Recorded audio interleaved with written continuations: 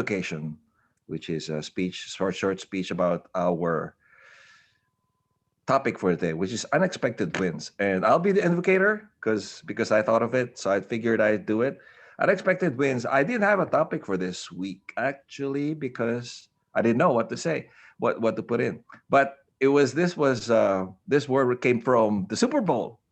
It was an unexpected win, right? Tampa Bay won, and but it was unexpected but expected too. So it was a dilemma, right? What's the dilemma of getting something that you didn't expect, right? There's a little bit of guilt to it. It's like, did I deserve it?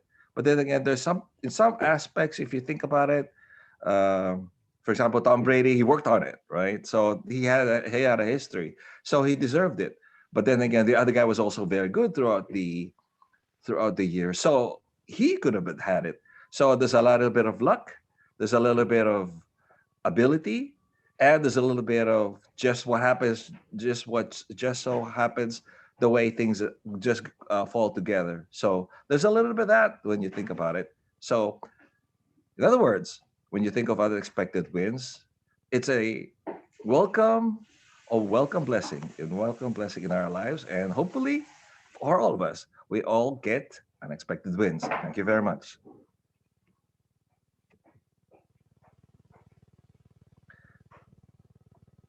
So let's go through our duty masters, and these are little desks for each and every member so that they can help us track the performance of our speeches. So the first duty master is the out counter. I'll be the out counter, and as out counter, I'll count how many times you use redundant words, the words that you don't really need in our speech, so that you can have a free flowing speech. And I'll give you the number of ahs and other redundancies towards the end of the meeting. Thank you very much. And then we'll go through our timer. Our timer is Wai. Yes, Mr. Toastmaster, fellow Toastmaster, and most welcome guests. I'm going to run this timer, which is in one of the squares in the grid view that you have in Zoom. And for the prepared speeches, they're 6 to 8 minutes today.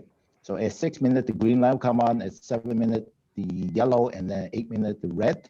And then the speaker has 30 seconds to finish. Evaluation of 2 to 3 minutes. And then table topics of 1 to 2 minutes. I'll report the times at the end of the meeting. Mr. Toastmaster. Thank you. Thank you, Wai.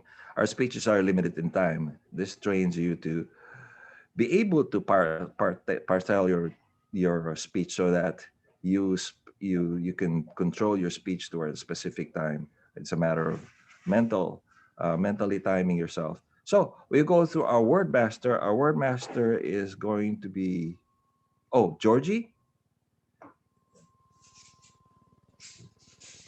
I think I have her. Yes. Is Georgie in? Yes. Our Okay. word today is going to be belie. It's being sent in chat now. It is a verb. It means to give a false impression or to give an appearance that's not in agreement with reality. It's suggesting that things don't match up with the truth, but it's not done in such way necessary to be a lie. For example, Martin's easy banter and relaxed attitude belies his nervousness.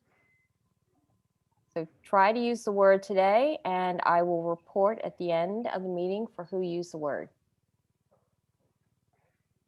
Very good. Thank you, Georgie. Okay, the word for today is belie, and use it in your speech. Our grammarian, I have a grammarian as Harun. Good morning, everybody. Fellow Toastmasters, guests, honored guests, thank you very much. As grammarian, my job is to track the use of language and any interesting turns of phrases that you may have. I'll also be looking out for any incorrect usage of grammar as much as I know about grammar. So incorrect use of tense, past tense, or plurals where you should be using a singular verb, a singular noun, I'll be pointing that out at the end of the meeting. Thank you very much, Mr. Toastmaster. Thank you. Thank you. Thank you, Arun. And our ballot counter is Hannah.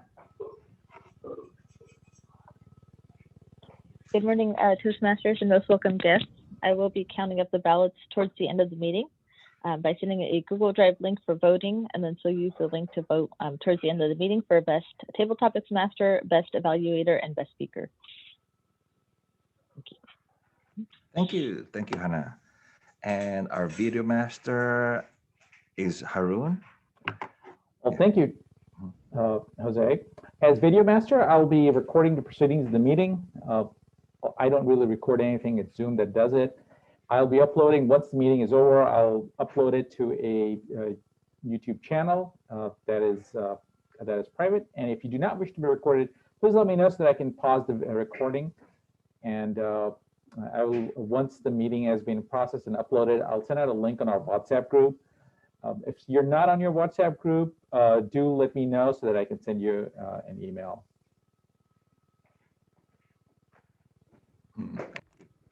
Thank you, Mr. Toastmaster. Thank you, Arun. Yes, video taping yourself is very important. It lets you know what you're really doing. Sometimes our emotions, our impression of ourselves belie what we're actually doing when we're making our speeches. So we have a couple of speeches, and we're going to go through the speech portion of our meeting. And our first speaker is Gautam. Gautam is our new member. I like his speeches. He comes up with very, very inspirational speeches and a lot of good tales. And I'm very excited to hear from his Sorry speech. to interrupt. Sorry to interrupt. I just want Yes, to go make ahead. sure. So who are the evaluators and who's evaluating whom? We'll have evaluator. Oh, wait a minute. Yeah, you'll be evaluating. Hold on. We need to reset our evaluator. I didn't see that. Who's our, we see now? So I'm evaluating Gautam Yeah. and Minju. They have somebody else. I was supposed to evaluate, so. Yeah, that's right. I forgot about the evaluator. movement. Well, sorry, Zanya? I can be an impromptu speaker or evaluator if you need somebody. Oh, sure. Okay. I'll have Zanya. Which would you like me to do? Georgie, You will do the first speaker's evaluation. I'm actually evaluating Gautam, first speaker. Oh, okay. I have you as second. Oh, you want to do first? Yeah, so I'm just going by today's agenda, what I have printed in front of me. So I can go first. Okay. I changed it over. So that's fine. Yeah, okay. I can put you in as first then. Okay, so I'm evaluating Gautam. Yes, you'll be evaluating Gautam, and then Zanya you'll be evaluating Georgie. Good. So both impromptu speaker and impromptu evaluator. Thank you. Okay. So sorry about that. And so we go on to our first speaker, which is Gautam, and his speech will be 6 to 8 minutes on the law of reciprocity. Let's raise our hands for Gautam. Thank you. Hey, good morning, fellow Toastmasters and our honorable guest. Today, I'll be giving a speech. This is one of my repeatable speech. I added the notes and feedback, so let's see how it goes. Thank you, everyone. So, the law of reciprocity. One of the most influenced weapons around us is the reciprocity. The law of reciprocity simply says that when someone does something to us, and we would do something in return.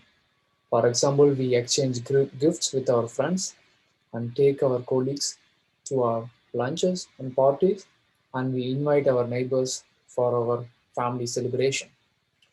So the rule for reciprocation is so deeply implanted in us by the process of socialization that we all undergo.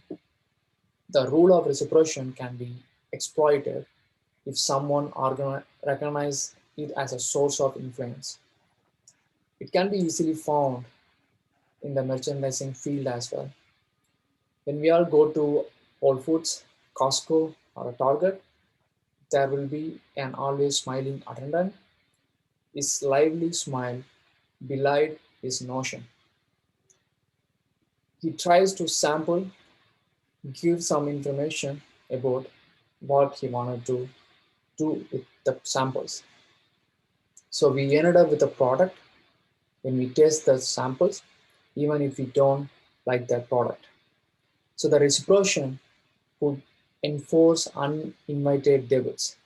So the person who initiates the reciprocation gets the chance of choosing the form of initial favor and also gets the chance of choosing the return of favor. During my recent trip to Oregon, you guys were always behind the scheduled time, so we didn't have a breakfast. So we pulled our car to some subway on the exit. As the law of reciprocity states, I returned them a favor, so I took them a dinner in an Italian restaurant, which is expensive than a subway sandwich. Sometimes the reciprocation can trigger the uninvited debates. When my car was stopped, so I had to have a jump start. I invited my neighbor, I asked them help, they helped me. On a fine morning, he knocked my door and asked if he could borrow my car. He borrowed the car. At the end of the day, I he came back with left front tire flat, so that I have to pay for the repair. So the reciprocal concessions are not the exceptions. It is more subtle than the direct route of providing that person with a favor and asking them for one in return. In the case, the person usually starts with more than what they need and end with what they actually want. This is more commonly found in one of our job negotiations.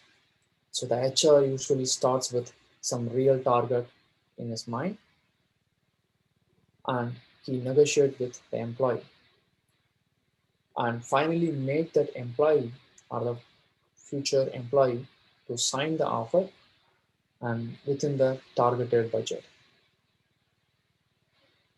What we can do if someone releases the power of reciprocation by providing as a first favor or a concession.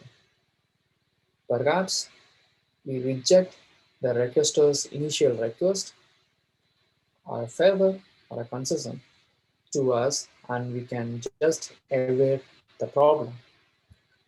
But the problem is we do not really know whether such an offer is it's honest or whether it's an initial attempt for its exploitation. To evade the power of reciprocation, we need to understand the nature of the real component. What is the real component? It's actually the rule itself. The rule says that the favors are meant to be with the favors.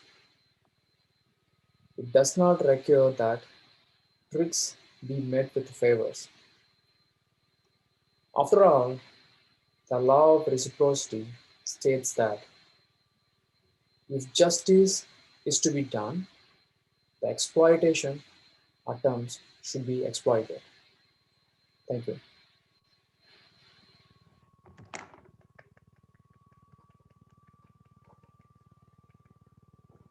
Thank you. Thank you, Gautam, for words of wisdom.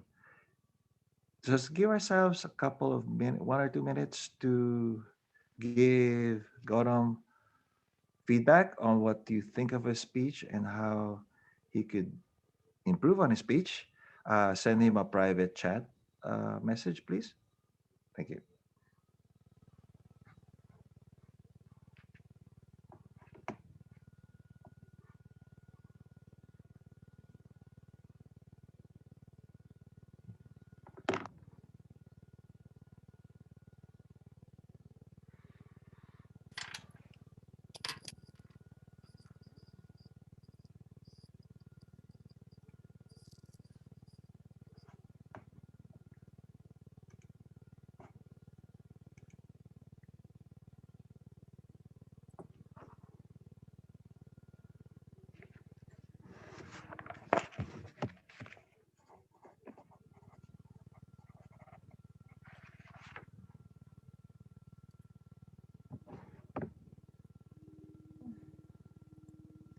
Thank you.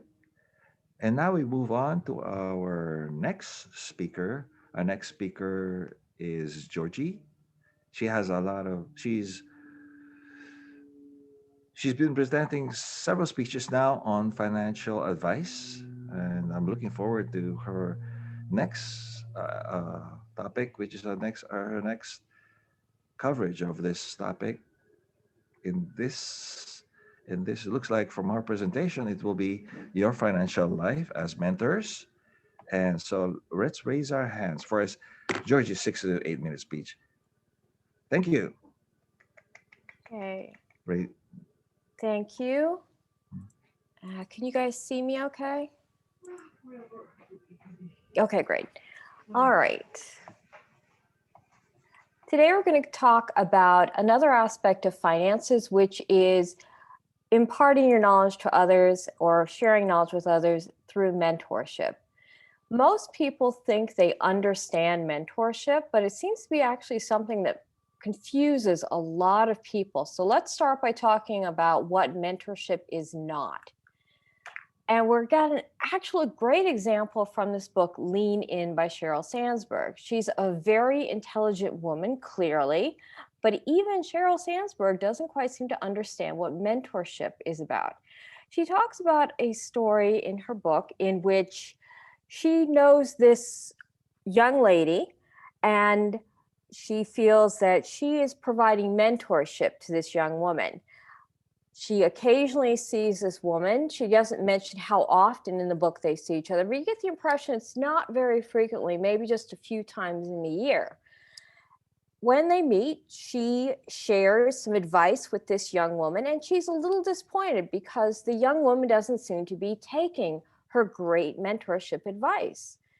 I have a feeling that if we were actually to ask this young woman, it would actually be a bit of a surprise for her to find out that Sheryl Sandberg considers herself her mentor, because they really don't have that kind of relationship.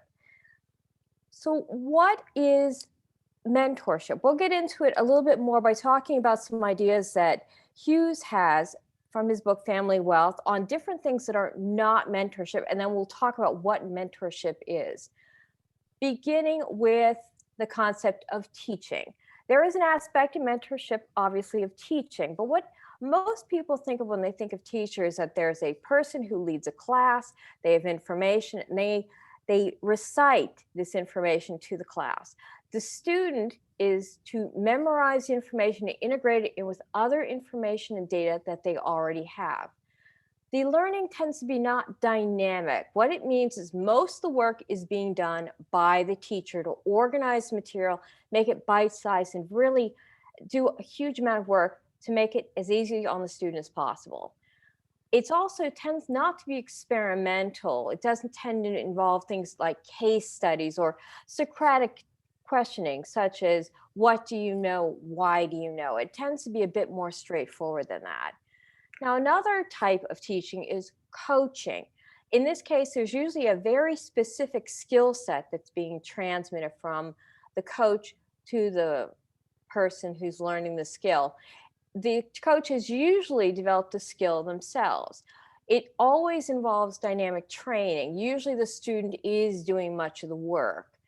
It also often involves a person who is really good at coaching a particular thing, but they're not necessarily a teacher. They're not able to really adjust the way they impart information. So if the student doesn't learn it, it may not be possible for the teacher to adjust the way they impart the information. Now, eldering tends to involve somebody who has some sort of level of hierarchy, some authority. This person is granted a right to guide the student in their life, and this person tends to have valuable life lessons. They impart this information using questions and stories and metaphors, but it tends to not be proactive. It's not something that they're assigned or doing on a daily, weekly, monthly, yearly basis type of thing. And often this elder has a responsibility to many other people in a large group. So it's not just one student getting the information. Now, then we have the concept of best friends or friendship. These are relationships of the heart. You make promises to one another and you value one another. It's fundamentally non-hierarchical. It's basically a peer-to-peer relationships. Both people ask questions and both are learning from one another. Mentorship, as defined by Hughes, is none of these things. It is not your best friend. A mentoring relationship is all about the mentee. It's not really a shared bond. Everything kind of focuses around making sure the mentee is getting the information they need. It's not an elder. These are proactive guiding sessions for the mentee and focused on the mentee. It's not a coach. A mentor should be able to adapt their instructions to best fit the individual mentee. And it's not a teacher. The mentee's questions should form the basis of the dialogue between the mentor and the mentee. Now, you may think to yourself, well, that seems a little weird. Why would anybody want to be a mentor if everything kind of revolves around the mentee? Mentoring is looked on by many people as a calling. For example, in Principles by Ray Dalio, he talks about how he feels he has gotten to a point in his life where he has learned quite a bit of really hard-earned knowledge, and he feels like he should impart this information to the next generation.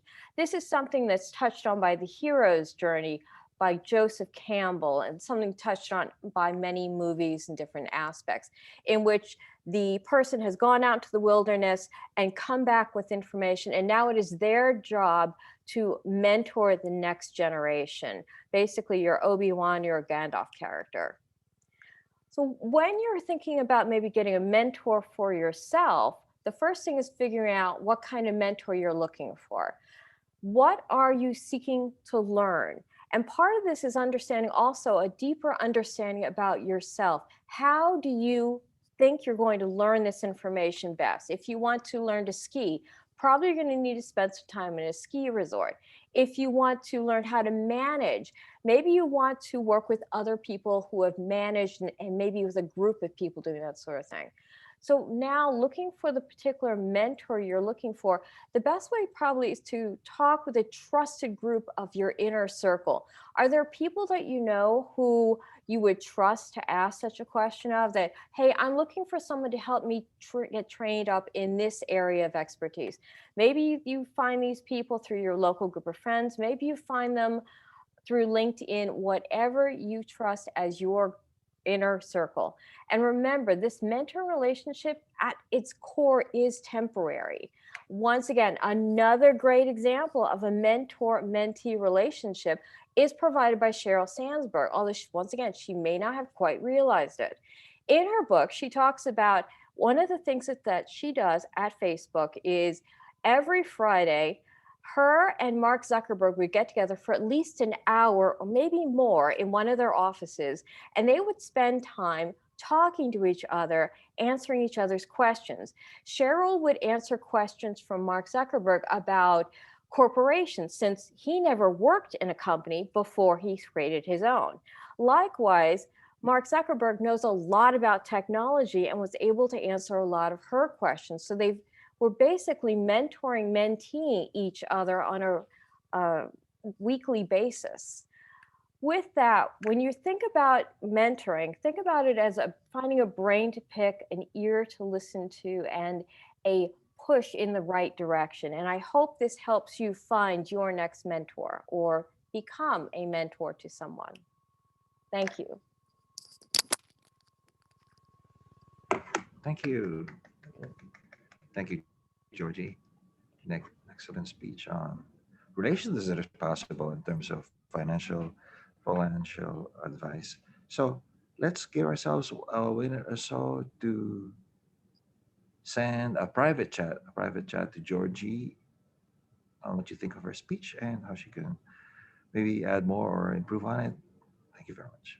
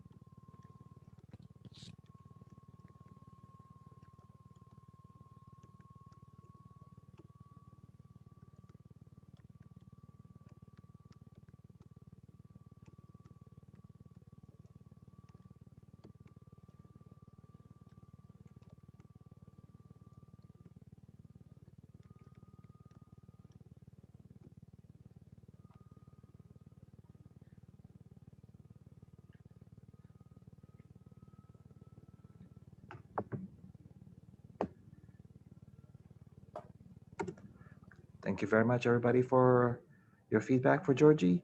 Now we move on to the evaluation phase of our meeting. And to introduce our evaluators, we will have our general evaluators, sorry, a general evaluator, and that will be Hannah. Let's start science for Hannah. Thank you, Mr. Toastmaster, and thank you, fellow Toastmasters, most welcome guests. I just wanted to confirm, I think I had Haroon and Georgie as evaluators, but I think it got switched up. Yes. We will Okay. have Haroon as the first evaluator First evaluation, okay. and Zanya as the second. Thank you. Awesome, okay, that's what I thought happened. Okay, great. So, all right, please welcome Haroon, who will be evaluating Gautam for the first speaker this morning. Welcome, Haroon.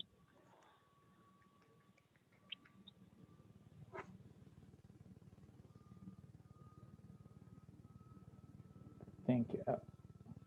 Okay. So thank you, Gautam, for your amazing speech about the law of reciprocity. I really liked Gautam's speech. It was a very well-structured speech. He explained what the law of reciprocity is.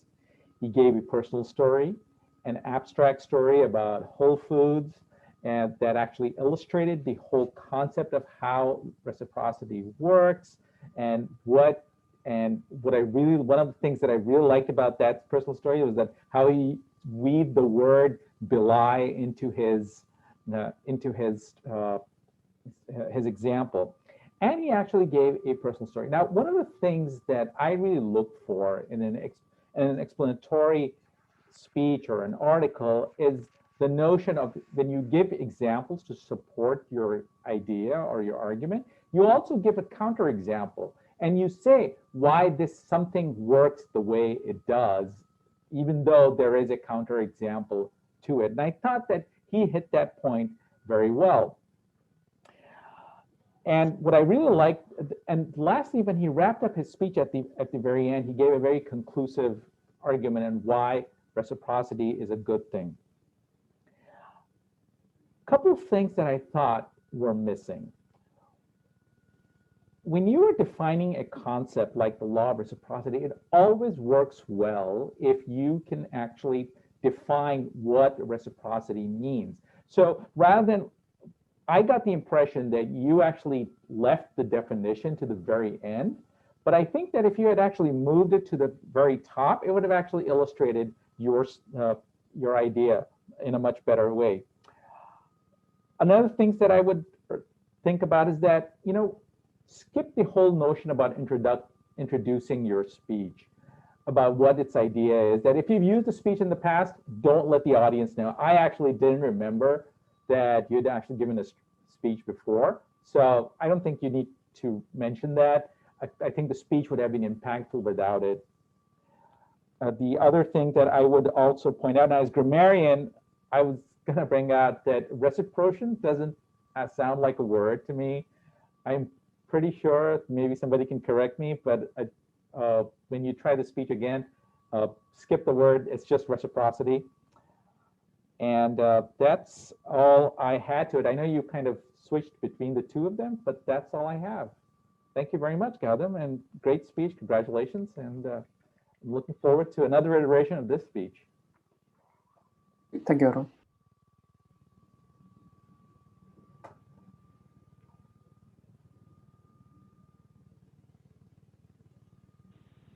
All right, thank you, Haroon.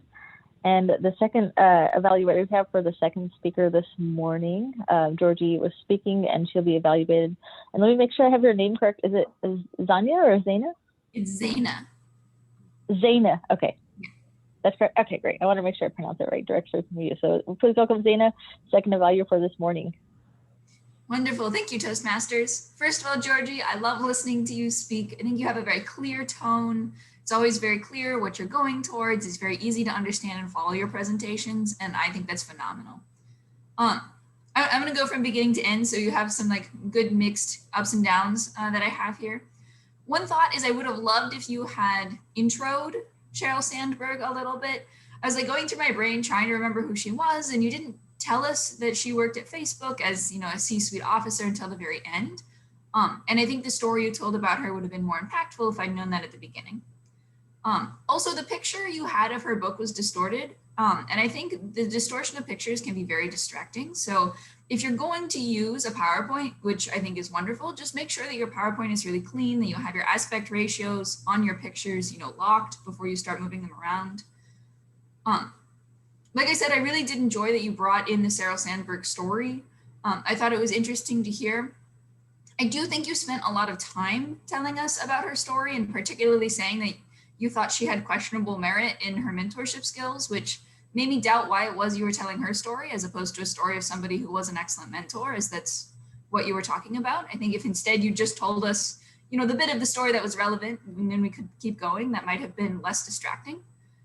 Similarly, you spent 4 minutes and 26 seconds talking about what mentorship was not, which, although I think was useful, something like a best friend is something I am familiar with. So I think you could have maybe pulled out, the key highlights of what a best friend means in particular distinction to a mentor, instead of defining all of a best friend, and then use that in the nice conclusion slide you had where you started talking about what a mentor was. I thought that slide in particular was very well put together. I understood what you were going for, and I really liked the way you presented that one. And I wished we'd had more time to talk about that idea, if that makes sense. And then last thought, another thought, there was one slide you had where you had a lot of words. It's the one that you had the diagram with your hero's journey. I, as a human being, am only capable of either reading or listening. I, in fact, cannot do both. And so I spent the vast majority of that time really focusing on listening to you and not reading your slide, which is my impulse and inclination when your box is this big and your slide is this big on my screen. So maybe reducing the number of words so that I can really focus on you would be helpful. But overall, I thought, your conclusion with finding mentors was really nice, that you should go around, use your network, leverage that. I found that to be really successful. I think it's really cool that you put that in there. It's great advice. And again, I think it's really easy to listen to your points and to follow along with really your thesis. So thank you.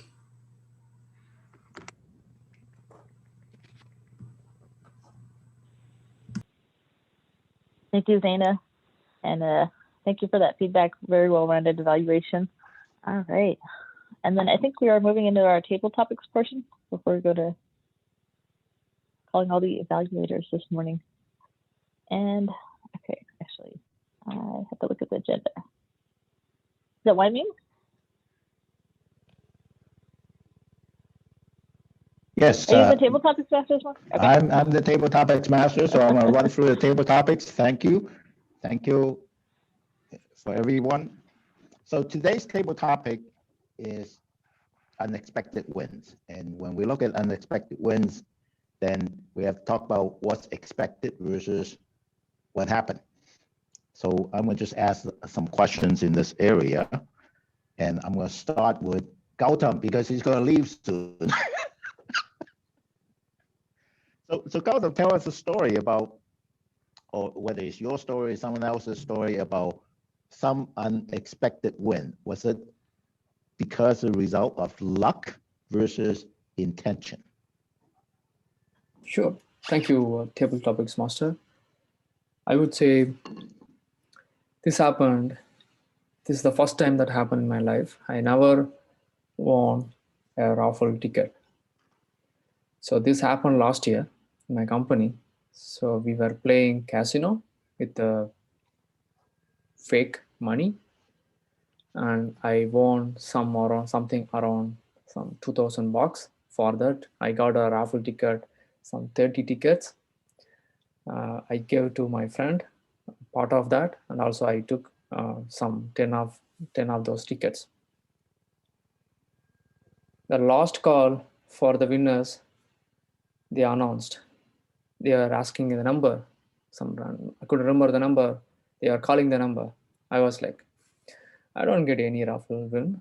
I never got any luck in my life. So it's all about my intention or my work. I don't have any luck. Then they called twice, thrice, and my friend was asking, are you sure you don't have that number? Then I was like, checking my number. It was like a chain of cards. I was checking it one by one. Okay. The last card was like the number they were calling me. Then when I went to them, okay, it's me. I won the ticket. I won this. Then they were saying, okay, we don't have a price. We didn't have that one, but we are going to order it and send it to your home. Okay, that's awesome. Then on the next week or a week after that, I ended up with yeah, the real gift, and that was like an headphone. I was like, oh wow, the first time in my life I got this ticket. I got this one. Successfully I played something, then I got a prize for that. Then I felt it is purely a luck. The first time the luck turned into me. That's great. Thank you. Thank you, Gautam. So a lot happening in our lives tend to be, a lot of people say, tend to be luck. Do you agree with that, Hannah?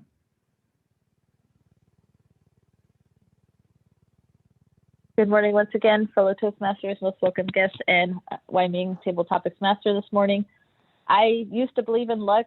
My dad used to call me a lucky child. He said, you know, you're lucky not for yourself, but for other people, so stay close to me. So I always felt like I believed that. And then I was like, and then when I got older, I was like, oh man, my dad was just trying to make me feel good. But later on, when I definitely got into more personal development, started reading a lot more books, networking with a lot of different kind of people, I realized that there's no such thing as luck. It's all about opportunity, and it's all about hard work. So if you work hard enough to get into the right opportunity and or meet the right person, that's going to get you to kind of the next level that you need to go to. I know Georgie talked about mentorship. I'm a huge believer in mentorship, even though it may not be perfect. Sometimes people tell you things that you don't want to hear, but you need to hear. And that's what I feel about mentorship. So luck, I feel like in a way, yes, I think it exists. Maybe not for me, but I feel like maybe it's out there, but it's definitely all about opportunity. Intention, what you mentioned, is also pretty big. So I would say I'm not a, you know, like I know there's people out there that win the lottery. I think you have to be a lot older. That increases your chances. So if you're in retirement age, definitely play the lottery. It's always old people that are winning the lottery. But other than that, I would say, yeah, not a huge believer in luck anymore. Thank you, Mr. Table Topics Master. Thank you, Hannah. So whether it's luck or not, a lot of times it belies us to try to think in terms of whether things are lucky or not. But in any case, I'm going to ask Harun a different question. It's like, are there situations, okay, tell us a story in a situation where you didn't plan on anything, but somehow you get this unexpected win. Absolutely, Wei Ming. Thank you, Mr. Table Topics Master. Now, this is one of my favorite stories about luck and unexpected wins. Way back in grad school, you know, as a grad student, I was short on money, and as everybody knows. So there used to be a seminar that Microsoft used to send out to as recruiting events. And one of the big attractions over there was that they'd give out free slices of pizza. I would love going there. I had absolutely no interest in Microsoft products or other technologies, but the free pizza just overrode everything.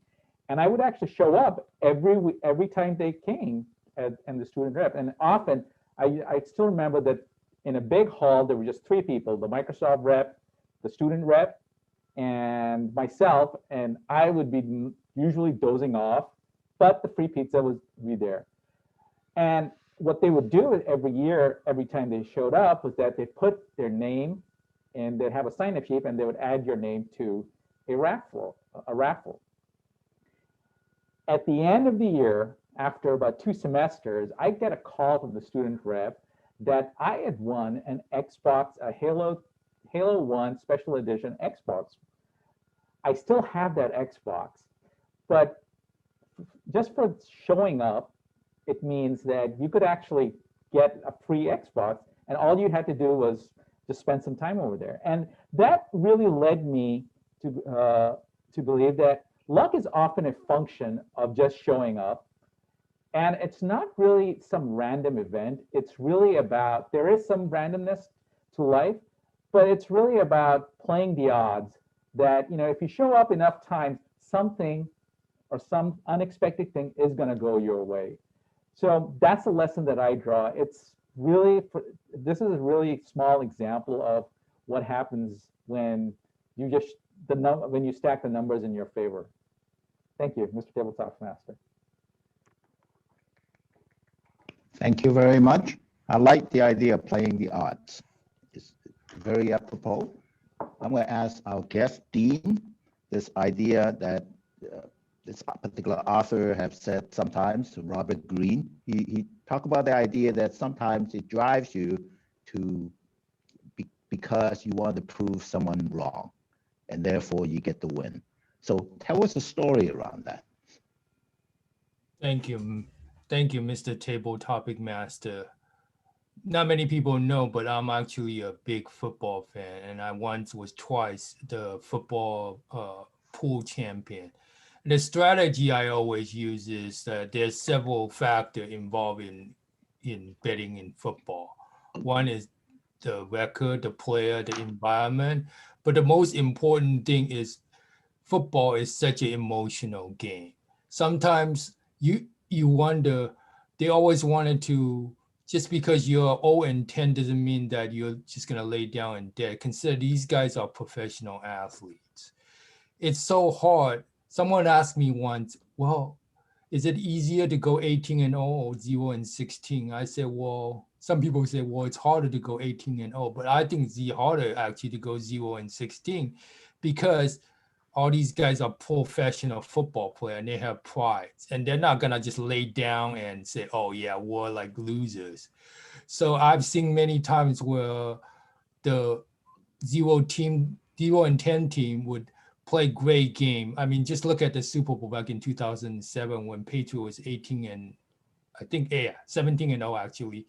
And the Giants, who lost the last game to the Patriot in the regular season, wanted to prove themselves. So they prevented the Patriot from going perfect season. And there's also a time back, maybe around the 1990, there was a time when the Colts was 0-10, and the Green Bay Packers, I think was like 9-1 or something, and they were coming off a Super Bowl. They were the Super Bowl champ. And everybody thought, oh, this was going to be an easy game. Green Bay was going to like just rack them pieces. But it turned out that, and Colts had a backup quarterback. And it turned out that at the end, the Colts scored touchdown. The Green Bay Packers scored touchdown at the end. The Colts, what they did was they did something really smart. They let the time out, and then they kicked the field goal with 1 second left, and then they won through by a field goal. So this allowed Mike Holmgren in the Super Bowl to allow the Denver Broncos to score a touchdown because he wanted to get the ball back enough time to score. So basically, yeah, sometimes you need to prove yourself just to the big boy. Thank you, Mr. Table Topic Master. That's good. Thank you. So when we talk about football, we talk about having one winner because you have multiple leagues. Eventually, they end up with one of each, and then they compete with each other, and you end up with one. So, Zaina, will you tell us a situation where there may be some unexpected wins? So, right when I came into my job, there was a competition that they put us into. They, we had a 3-month training program and going through, hours and hours of training. And at the end, there was this big presentation that came along with, some product knowledge. And we're going through this presentation, and I was working really hard on the presentation. I was excited about it. I did dry runs with like 12 people. But I had another colleague of mine who decided he wasn't that interested in the presentation. Instead, he looked ahead and found out what it was that was the criteria for us to get promoted the next year. And then he started working on that information. He started racking up, tests and certifications, really focusing his energy in a different direction. It's not the one that, the competition was focused around, and it's not the one that, you know, was most popular or most, you know, in vogue at the time, but it led him to really take this valuable time he had, all of these mentoring resources and all of this energy coming towards us, and direct it towards something that was useful to him later. So although he did not end up winning the showcase, as he did not spend that much time working on the showcase, in the end, the benefit that he got was being a step ahead when we started moving into the actual world of consulting, having our own clients. Being certified is something that our clients care about. Being certified is something that gets you put on bigger projects, that lets you be more billable. And so by having a little bit different scope, not focusing necessarily on the win, but rather focusing on his long-term goals and then utilizing the resources he had around him to achieve those, he was able to redirect that energy in a way that was really productive and fruitful. I thought that was really impressive.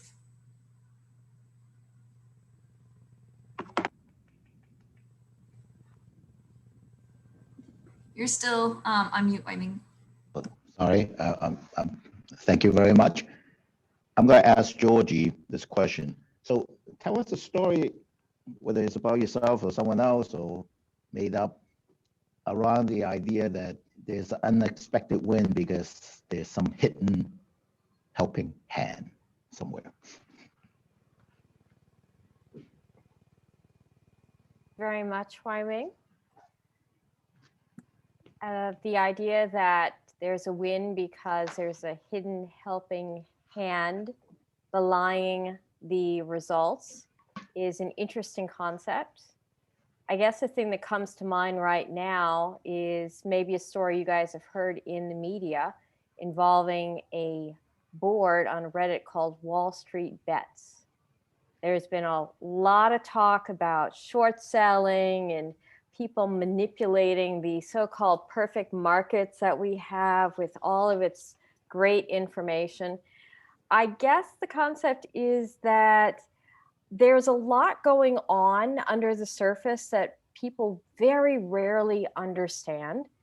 In fact, the whole thing was, for those who aren't familiar, Wall Street Bets is a board in which people focus on YOLO wins in the stock market. YOLO meaning you only live once. The concept, you just throw everything at the wall, you jump off a cliff, maybe you make it, maybe you don't, but it's one of those once in a lifetime things. It involves a lot of adrenaline and what they call diamond hands, the idea that you hold on to something no matter how bad things get. It turns out that while the people on Wall Street Bets were hoping to drive up this one particular stock called GameStop to very high levels, which they did, it turns out that much of the money that was going into counteracting this other short position may have actually come in through hedge funds. So in other words, all this focus that you've seen in the news on the small retail investor coming from Wall Street Bets may have actually, the real pressure may have once again been coming from the large hedge funds. So we will see in the next few weeks whether or not that's the case. Keep your fingers crossed. And back to you, Wei Ming. Thank you, Georgie. We have one last question for our Toastmaster, Jose, who came up with this idea. So Jose, tell us some story on something that's either a expected win that turned out to be a failure, or a expected failure that turned out to be a win.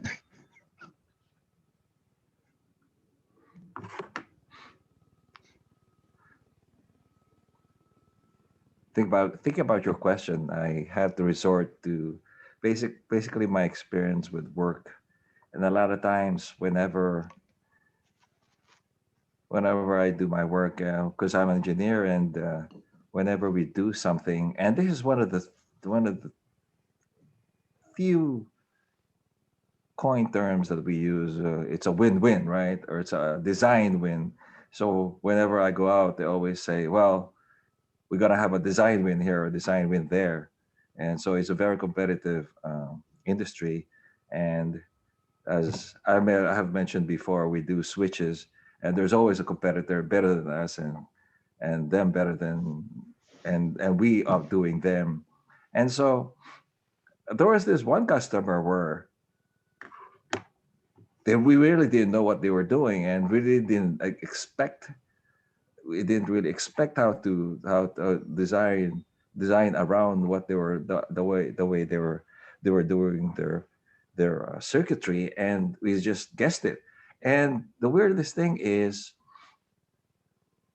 you just go with hints along the way, right? And then you put it in, and it goes by trial and error, and a little bit of patience. Also, I noticed that it's not so much the mental, it's the relationship that works very, very well. Very, very important whenever you do something like that. Something like that is like, you have to manage expectations, make sure that the customer understands that it's not gonna work out a little bit, but be impressive too. You also have to be impressive. It's just the way you are and the way you have that experience, and the customer will be more patient. And time helps you also to get the design win. So I noticed that the design win is also comes through time, a lot of documentation, and a lot of trial and error, and it works out somehow. And sometimes, just by having that relationship, it actually works better than a competitor that doesn't have a good relationship, and the customer just doesn't have the confidence on your competitor, and it works that way. Sometimes it's not competence. Thank you. Thank you. I think my internet just went off for a few seconds, but in any case, we're done with table topics. We will return control back to the general evaluator, who's Hannah. Thank you, Wai Ming, and thank you, everybody. I did post in the chat to vote, and then Harun, is it working? Is it working fine? Does the link look okay? Yeah, I just deleted it because it just, when I clicked on it, it just started showing up the old responses. So okay. Yeah, so I think it's Oh, okay okay. now. It's okay. Okay, great. Yeah. Okay, awesome. And then we will call everybody for this morning that contributed in their role. So we will start with timer. Oh, actually, hold on. I think I always forget. I think I'll give a recap towards the end. So after we call the evaluators, and then I'll give a recap for the evaluation portion. Do we have the timers report? Well, I'm the timer. Yes, Okay. I'm the timer Why me? for today's meeting. So the prepared speeches, Dalton spoke for 5:49, Georgie 8:12. In the evaluation, Harun 250, Zaina 255. Table topic, Gautam 210, Hannah 128, Harun 212, Dean 230, Zaina 157, Georgie 209, and Jose 223. That's the timer's report. Awesome. Thank you, Wai Ming. Thank you for being so tactful with keeping the time. I know that's not an easy job. All right. So Wordmaster Georgie, I'm not going to be lie. I did not use the word. I'll let you slide in there. All right. So we have the word used by Jose, Gautam, myself, and just got on the wire with Hannah. All right. I Awesome. used it in my evaluation. Oh, I'm sorry. I missed that one. Harun. If I missed anybody, I apologize. All right. Excellent. And then grammarian, we Wait have a Harun second. this Hold on. I'm morning. going to argue that point because I think you just mentioned that he used the word in his speech. I don't think that's a proper usage. So I'm calling foul on that, but I will check the tape just in case. It was an unexpected win. Yes, it was. All right. Grammarian, I think, is Harun. Yeah, thank you, Madam General Evaluator. I was really impressed with the use of the use of grammar over here, and especially of word choice. One of the things was that how I mentioned this during my evaluation as well, but Gautam said belies the notion of what Whole Foods is trying to accomplish. I thought that was really well put.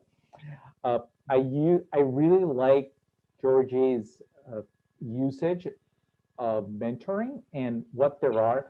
In my mind, I didn't know how many types of mentoring there could be, and I know that there were different topics, but eldering, coaching, mentoring, and defining these words really put everything in perspective, and I really like those choice of words. Zaina's use of the word phenomenal, that's a great use for describing a speech. Well done. Dan, one of the things I like Georgia used on our table topics was YOLO. That's another interesting acronym that comes up. That's all that I caught on. Thank you. Thank you, Harun. And then our counter, is it Jose? Or I forgot who. Yeah, okay. Yes. Thank you, Ms. General Evaluator. I'll be out-counted in terms of word pattern and using of redundant words and as. I used 2. Golem, I didn't detect any. Georgie, I didn't detect any. Zanya, you use a lot. 4, I would say 4. Hannah, nothing. Wyming, 1, just 1 double tap word. Dean, a double word. And that's it. That's the account report. Thank you. Thank you, Jose. All right. Do we have a joke master this morning? Anybody with a joke? Jose? Okay. Okay. 2 friends were at a bar. One guy goes, "Hey, Joe, why are you crying?" "My dog is lost. The dog is gone. Maybe he'll just come home." "No, he won't. He's lost." "Well, I'll help you. Maybe you could just post dog posters along the neighborhood and we'll get him back." "No, it wouldn't do any good." "Why not?" "My dog can't read." Got it? Got it? No? Sorry. Simple joke. Sorry. Thank you, Jose. We'll get that one on the way home, right? I mean, on the way to work, aka our living room, or wherever we're working out of. All right. Thank you, Jose.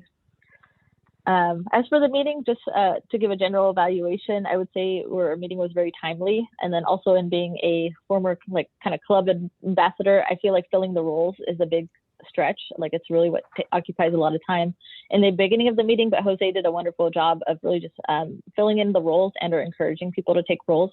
So Jose, great job as Toastmaster this morning and then getting the roles filled, which didn't take too much time, which also gave us, right now we're on pace. So even then we can fit in sometimes a third speaker or third evaluator, but just really being timely and filling the roles. I feel like that really helps out our club meeting. In terms of speeches, Gautam, of course, reused his speech, but I felt like he grew in that speech. So I felt like he did a much better job than the last time I had heard him speak. So he's definitely growing as a speaker and a Toastmaster within this club. And then Georgie as well, sticking with the same topic, but definitely taking a different direction in terms of financial life and then organizing your financial life. So I did like what Harun mentioned about the mentorship perspective. Mentorship can have different definitions, and then it really just wrapped our head around like mentorship doesn't always look perfect and doesn't always follow the same kind of patterns, but we can recognize like there are different opportunities in mentorship. So Georgie, excellent speech as well. In terms of evaluations, I felt like both the evaluators were, excuse my slang, I'm gonna say they were fire. Harun and Zaina were both evaluators that were on point. I love both of their evaluations. Harun, I felt you were well paced. You use hand gestures, which I feel is lost on Zoom. So like I try to use hand gestures, but I feel like you use them naturally. So like it just comes very, you appear very like comfortable and confident over Zoom just using your hand gestures versus like for some people, it sometimes doesn't look perfect or doesn't look right. And then we're like forcing it, like me right now, like forcing myself to use hand gestures on Zoom. But for you, I feel like it comes very naturally. You gave Gautam a lot of good feedback. You also, for Zaina, I felt like your evaluation was well-rounded. You brought a lot of energy and excitement. This is a morning meeting. I know like we're trying to like drink our coffee and get started up here, or for some people, their morning routine looks different. Some people pray, some people meditate, but I feel like you just bring natural energy and excitement, which is good for a morning meeting. Like that's what we need. We got to wake up and start up the day. In terms of, I also like your feedback on the presentation. I feel like we're so accustomed in Toastmasters to evaluate a speaker's capability, but we also forget that we're now using like presentations, and even at our workplace, we use a lot of like PowerPoint or whatever slide provider that you use, and sometimes you don't critique the slides. I know I've been there where I put a bunch of information on slides as well. So I did feel like you brought up a really good point about listening versus reading the slides, and I think that's something good to remember in our evaluations as well. Overall, I felt like our everybody picked up roles, very well-rounded meeting, and look forward to the next one. Thank you, guys. All right. And with that being said, I think we'll announce some winners, but for guests, Dean, if you have any comments or closing comments, what you felt about the meeting or any feedback that you want to provide. I don't know if you're still with us. Yes, let me unmute myself. Sorry. I thought the meeting Excellent. was pretty good and you guys fell in a lot of the different spots. One recommendation I would recommend is like announce the time at each section, like table topics. So sometimes some people might just forget about it. And yeah, so that's basically it. And also, yeah, and repeat the what do you call it, the word of the day. So yeah, because I forgot it. Thank you. Yeah, I know via Zoom, sometimes we'd like write it on the whiteboard, but now with Zoom, we got to figure our way out, I guess, for the word of the day. So thank you for that feedback, Dean. We appreciate it. All right. And then we will announce the winners. So please give a round of applause. Are you guys ready? You got your clapping hands ready? Or the drum roll, please. So drum roll, please, for Best Table Topics Master this morning. Best Table Topics with the most votes is Haroon. Haroon, congratulations. All right, awesome. And I feel like Haroon is so versatile. He's like filling all these roles. So give it up to Haroon as well. All right, and then for Best Evaluator, please give a drum roll, please. For Zaina. So Zaina is Best Evaluated this morning. Excellent. All right. And we have a Best Speaker this morning. Of course, Gautam had to leave us early, but Best Speaker this morning was Georgie. Georgie, congratulations. Awesome. And then we will take a photo. If Haroon wants to take it, or I can take it too. Go ahead and take it. I'm still recording. Everybody look alive. Okay. Put your game face on, your unexpected win face. Hold on, let me fix my. All right. 1, 2. Take another one. Okay, great. Awesome. And then we'll fill roles for next week, unless anybody has announcements. Does anybody have any announcements to make? All right, got some head nods. Okay. All right, roles for next week. Who wants to be Toastmaster?